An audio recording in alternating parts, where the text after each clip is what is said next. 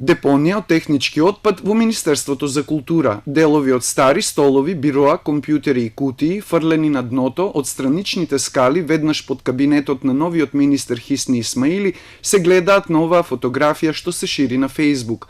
Дека отпадот се зголемува, а не се чисти, докажува и оваа фотографија која на Facebook беше лиферувана на крајот на април.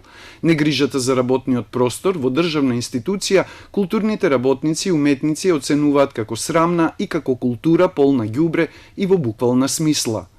Иако побаравме, од Министерството за култура не добивме дозвола да влеземе внатре и да го снимиме натрупаниот отпад, но добивме одговор дека се работи за движни ствари кои поради дотрајаност повеќе не се во употреба и за кои пописот е веќе завршен. Од Министерството за култура исто така велат дека сега трае постапка за донесување одлука и за изготвување листа со поединечни вредности, односно амортизација, за секоја од движните ствари.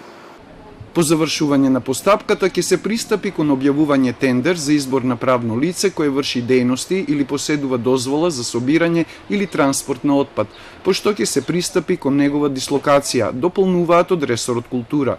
Како што дознава Телма, по ширењето на фотографијата на Facebook, по втор пат за нешто повеќе од 2 месеци Министерството за култура го посетиле комунални инспектори од град Скопје, зашто добивме потврда и од градот.